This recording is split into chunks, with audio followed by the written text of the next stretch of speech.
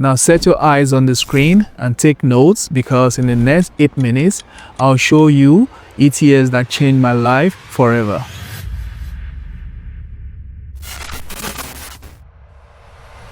Now, if you're someone who wants to invest smartly, diversify your portfolio, and actually sleep peacefully at night, this video is for you. Now, let's start from the basic. What exactly is an ETF? Let's break it down. Assuming you want to invest $100 in a company like Apple, but you're worried that if Apple shares drops, your investment will drop, that's where ETF comes in. ETF stands for Exchange Traded Funds. It's like a basket of different companies, okay?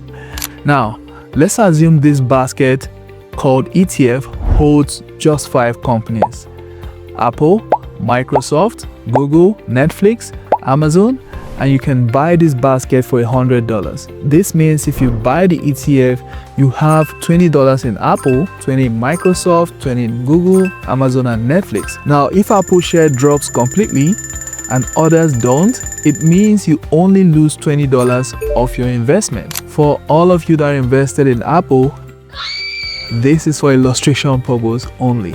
So, before ETF existed, investors had 2 imperfect options. Number 1 is to buy mutual funds. They are diversified, but you could only trade them once a day and their cost is too high. Number 2 is to buy individual stocks. They are flexible, but they require time, capital, and constant monitoring, right? ETF solved both problems. You get the diversification of a mutual funds, but you can also buy it and sell it like a stock.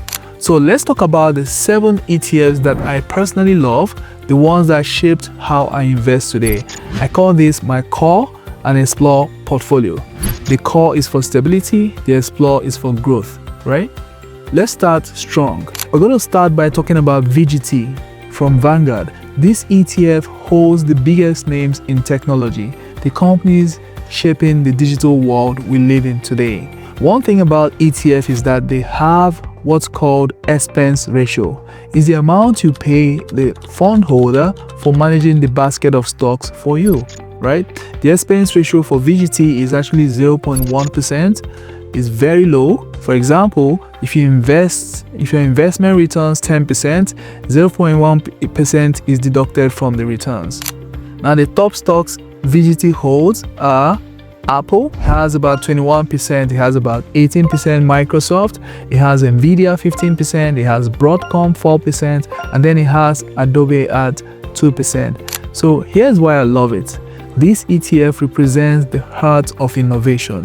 So when you invest in VGT, you're investing in software, you're investing in chips, cloud computing.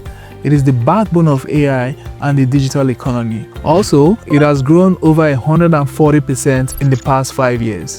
The next ETF we're going to talk about today is GLD. They say gold is God's money. And that's not just a quote, it's a mindset, right?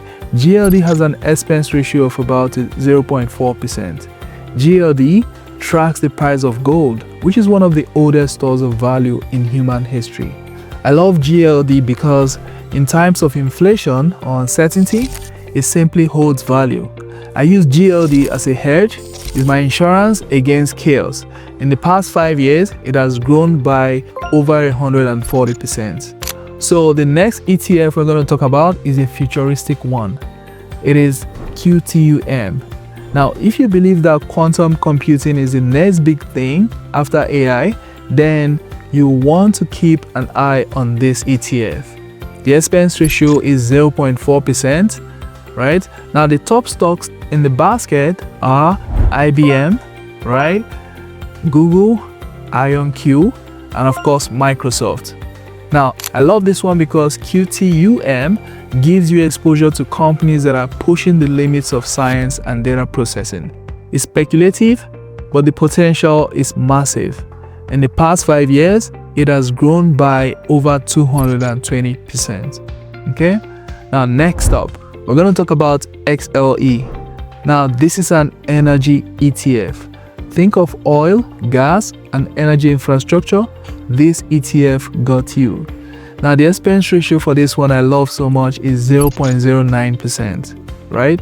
The top holdings are ExxonMobil, Chevron, right? And Schlumberger. Why I love it is because energy drives everything from manufacturing to travels and even data centers that power AI. When oil price rises, SLE shines. In the past 5 years, it has grown by close to 200%. Next, we're going to talk about XLV. This is one of my personal favorites. The expense ratio is just about 0.1%. The top holdings are United Health Group, Johnson & Johnson, Eli Lilly, and of course Pfizer. The reason I love this is because whether the market goes up or it stays down, people don't stop buying medicine. SLV gives you defense stability. It makes you sleep well at night. So next, we're going to talk about XLY. This ETF represents consumer discretionary goods.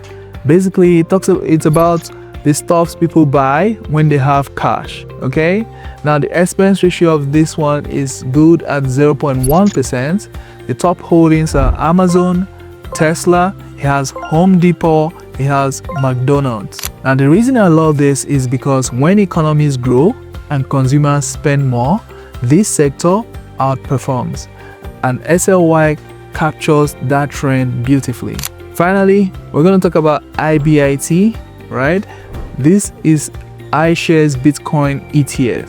It has the highest expense ratio at 0.25%. It holds Bitcoin itself.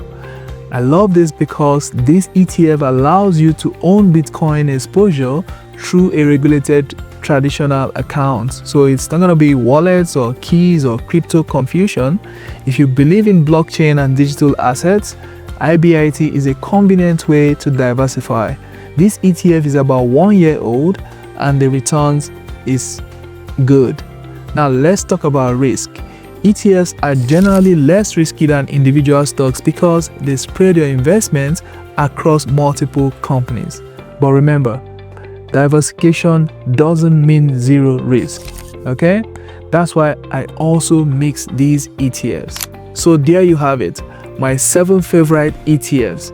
So you have VGT for technology, GLD for gold, QTUM for quantum, SLE for energy, SLV for healthcare, SLY for consumer discretionary, and IBIT for Bitcoin.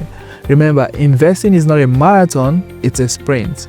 If you want to learn how to build guaranteed growth alongside your investments, download the free ebook I've attached below in the description.